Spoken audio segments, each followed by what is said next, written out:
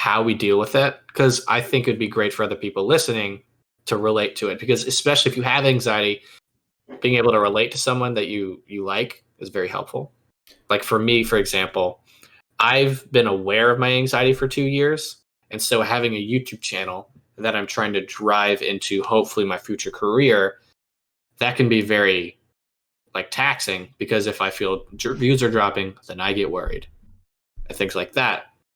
And so it taxes my anxiety in that way. And then so what I've recently figured out doing, which is, if you just look up how to handle your anxiety. So I have GAD, and the things that have helped me was getting at least an hour of sunlight a day, refraining from caffeine, refraining from alcohol, of course, refraining from anything that gives you anxiety, like thoughts and things like that, and then just try to stay busy. If you have a moment of just like sitting down, your brain is just going to, it does like that. So I noticed that when I'm in my free time outside, my phone has to be off, because I'll either get a notification from YouTube that'll give me anxiety. I'll get an email. If my manager sends me a text about some project we're working on, then I start thinking about that. And then my brain goes crazy on that project. So like I have to turn stuff off, and that's what helps when you're like, especially if like you're running your channel as like a business, which is kind of most of us are doing to some sort of degree. Knowing how to turn it off is really helpful. Yeah. This is a subject that I've dealt with quite a bit, especially last year. And it's also something that I would like to talk about more in depth on my channel, because I've got lots of ideas about it. But it's also something that I need to be careful about when giving advice, because anxiety is very much like a slippery slope type thing, as I'm sure we all know. And the advice that can be given to one person will not apply to someone else necessarily. It all depends very much on the life situation. Now, one thing that I've realized for me personally, and I think for Ducky as well now, is that the anxiety that we feel is not just psychological, but also quite chemical. So as things that are important, as you say, about like going outside, but also like dietary things, what you're intaking, getting rid of caffeine is a good idea. But I mean, we spoke about this just briefly before we actually started recording this, because this is something that we talk about occasionally anyway. There's when you're in those moments of high anxiety that may be caused by chemicals, hormones, what you've eaten, not just things that you've experienced, is that your mind always tries to find reasons why it's feeling bad. So you will obsess and latch onto specific ideas, which doesn't help the situation because it's self-perpetuating. So your body will feel anxious, your mind will find a reason, and it will obsess over that reason and make you feel more anxious. And it's a difficult loop to get out of. But one thing that worked for me was definitely being much more harsh with my diet. I completely got rid of caffeine and sweeteners, and I stopped having as much sugar. And also, things lightened up a bit with my approach to YouTube, because especially during the middle of 2019, that was when we were on the high of the 2.8 boost. So that's when something happened that none of us were completely comfortable with, which is when we suddenly got a surge of viewers. And that's difficult because on the surface that's a good thing, but also what also comes with that is the fear of losing it. And I've done a video about imposter syndrome, which actually ties into this quite heavily, because we all have this idea of like hard work it equates to success, but as soon as you're given something, you start questioning your own skill set, your own viability. Do I really deserve this? Look at all these other people around here as well, and that is like a prime source of fuel to fire anxiety. So if you're already in a state with your daily routine where you're prone to being anxious anyway, that is just throwing fuel onto the fire. It's something that you just need to be very aware of. So yeah, that's something that I'd like to talk more about in time, and I'm sure that when I do that, I'd like to actually pick your brains to get more opinions about it, and then hopefully we can maybe do like something together with that. But I will give the floor to someone else now. Yeah, anxiety is no joke. I think a lot of artists in general, I think a lot of people now especially are feeling it. There's an esoteric quote that basically says that anxiety cannot exist in the present moment. Anxiety needs the past, and anxiety needs the future to be triggered. It can't exist in the now. So if you can figure out how to get into your Zen state, and I do when I do 3D, and I'm sure some of you guys do too. When you're doing 3D, when you're into something, when you're 100% focused, you're not anxious. You're not feeling it. You are there. You're present. You're actually in what's called the moving present moment, right? There's always the past. There's always the future on our temporal timeline, but we're always here now. We're never there. We're never back there. We're never over there. We're always right here. And the trick is keeping your mind right there.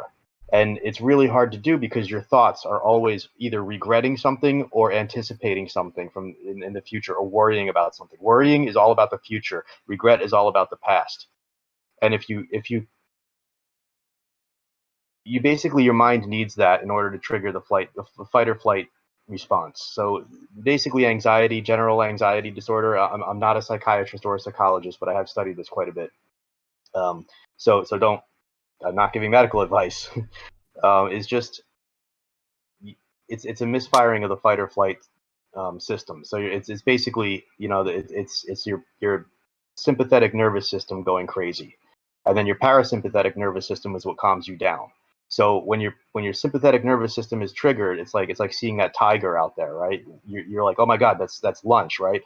Or he's going to have me for lunch. I got to get away from the tiger. So we run. We see danger. We run. Well, the problem is now, like, we're not being chased by tigers, but in our minds, it's the same thing. So we see society out there, and we see, oh my God, I'm going to lose my job. Oh my God, this can happen. This can happen. This can happen. Or oh, I regret that. Why did I do that? I was so stupid for doing that. That sucked. Like, and now it screwed me up for the rest of my life. Like, it keeps us locked in that, oh my God, a tiger is chasing me phase.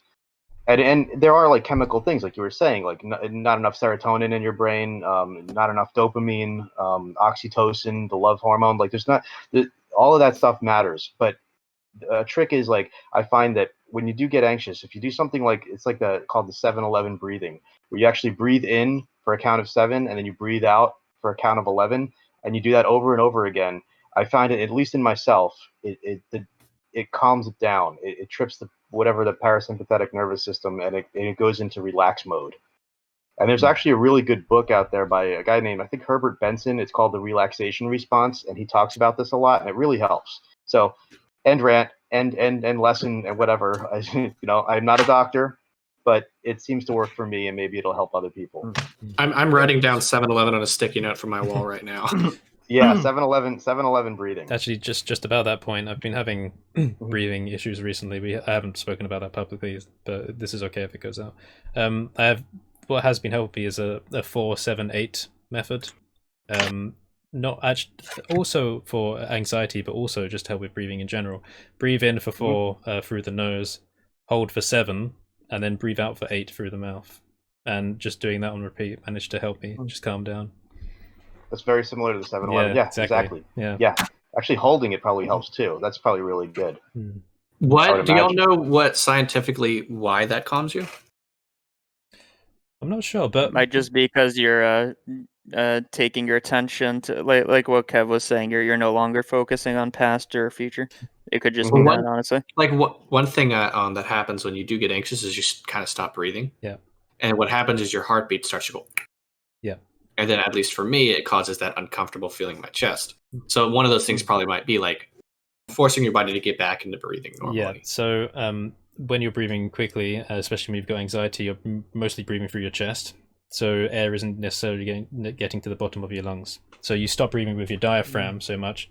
You start breathing with your chest, so it's more labored instead. Also, what happens when you breathe in is your heart rate will increase. And it tends to decrease when you breathe out as well.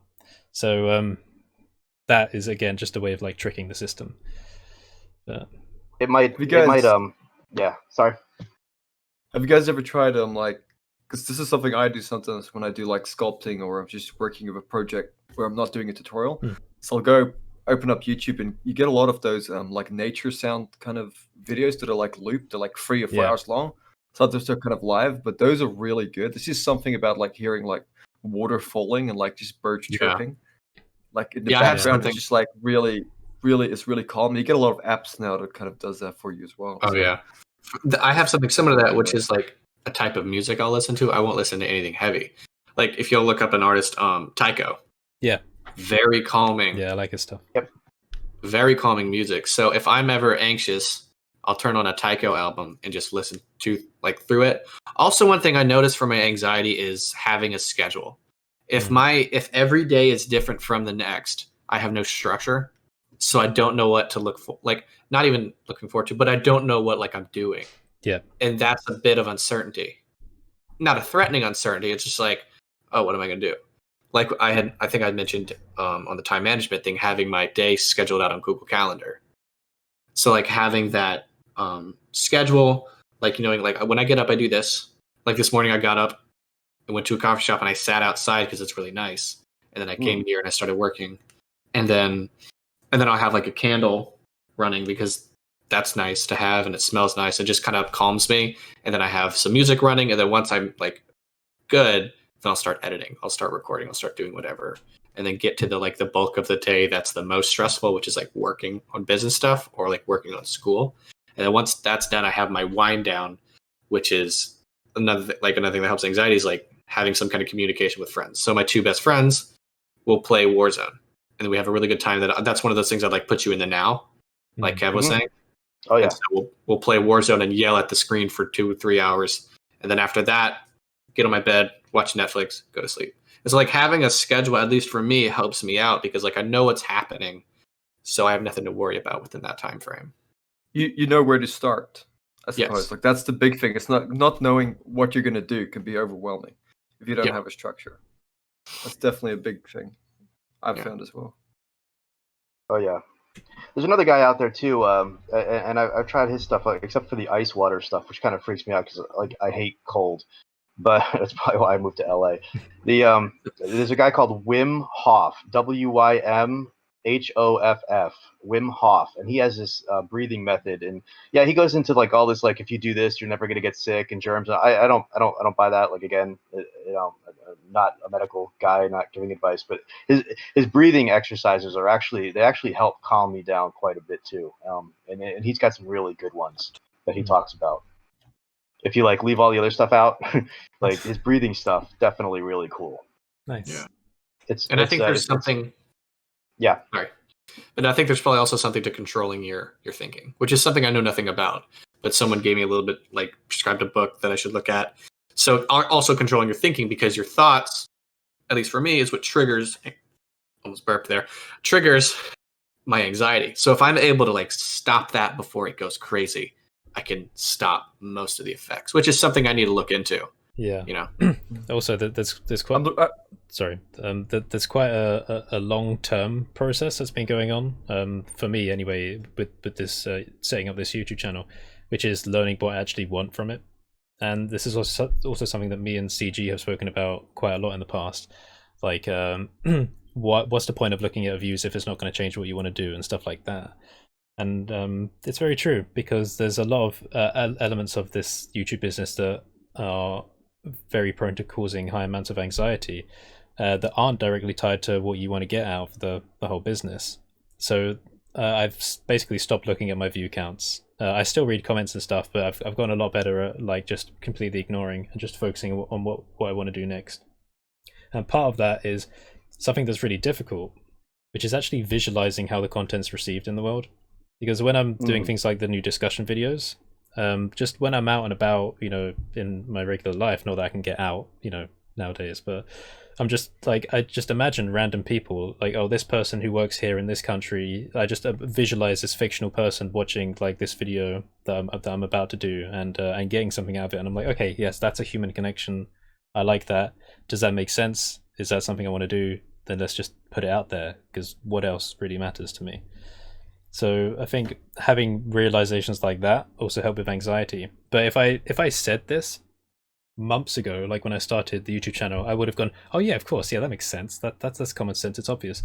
Yeah, but just saying it doesn't make you understand it. It took months of like trial and error of like going through all this high anxiety moments, having good and bad moments and stuff before you actually have a genuine emotional like epiphany about it. So yeah. Yeah. And that's something no amount of life experience like helps you with. Like it doesn't matter what age you start this at. Like you could have all this life experience of like, yeah, all right, that doesn't bother me, this doesn't bother me. But until you actually like take something that is yours and put it out there, man, like yeah, we're all in the same boat. Go Go on, Yeah, I CG. guess the most helpful thing, but the hardest thing is you got to step outside of yourself and see how ridiculous 99% of your problems are. Yep. Most of them aren't actually problems. The majority of the anxiety I get has nothing to do with YouTube. But the stuff that does, I've already talked about it. You just can't read comments. Waste of my time. For other people, it's more useful. I need to get on that. Don't look at the view count. I did that, but then I regressed. So I need to fix that. Oops. As for the sounds, the relaxing sounds, I've done that. The majority of the time I've done that. I had this roommate who snored so loudly. Tried to put it in and try to like zone it out. I couldn't. Had to move out. That dude's so loud. It's crazy.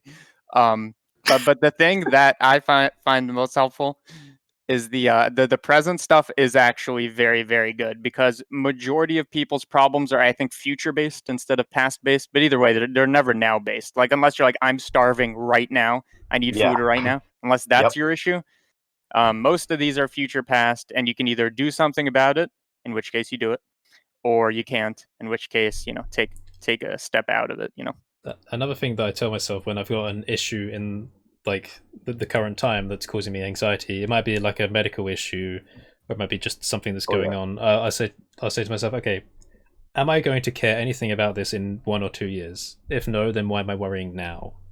Because it's not going to matter in the long run. Exactly. And so, because I used to get really, really anxious about like the smallest little issues, and now when I recite that in my head, when it comes up, I'm just like, okay, now I'm learning to throw stuff away. It's like hoarding stuff. Like, you want to hoard stuff because, just in case you might need it. But then you come to realization, you're like, oh, I'm never going to use that, so just get rid of it. It's like, teaching yourself that threshold to cut things off.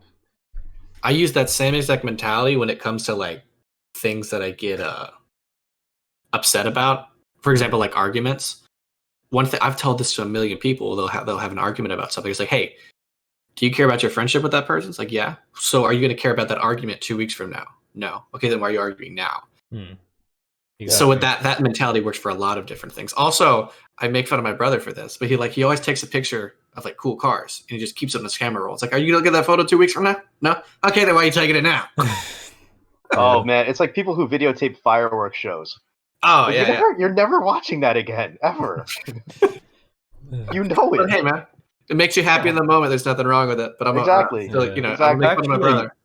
That reminds me of this documentary I saw about this. I have to find it again, but it was about this guy who he works. Is a modern day photographer, but he only limits himself to really old film cameras, where you can only take a really limited amount of photos in a limited amount of time. And he says that really improved his outlook as a photographer, because he says as a digital photographer, it's just too easy to take a whole bunch of photos. But when you're limited to film, you can't undo it or reset things. You have to find something in a moment, and you have to take that photo. Yeah. And you can only take so many, and it makes you really think about it as well. And he That'll limited make you himself. live in the moment. So, but his point was that he was encouraging people. I think it might have been some sort of TED Talk kind of thing. I think I've seen the one you're talking he was about. he was encouraging people to take that same set of mentality with other things in life. Sometimes when you make it too easy to be able to do certain things, you'll do too much of it, and not appreciate how you're doing it. So that was a really good. I found that pretty interesting. It's very I'm true. sure there's a way you could apply that to what we're doing. Like, I gotta look that up. That sounds great. Yeah, I think that definitely applies. That is a TED Talk. I think that applies to 3D art type stuff as well. Because in my latest video about imposter syndrome, I mentioned about how, especially newer learners, they kind of fall under this fallacy that more work and more detail equals better artwork and stuff, which is not true. I mean, it's all about balance and the purpose and stuff like that. I think that sort of applies there. Like, if you actually stop, it's too easy to like make things, to make content, to make geometry. Just like stop and really focus on what's going to be good, what's going to be valuable.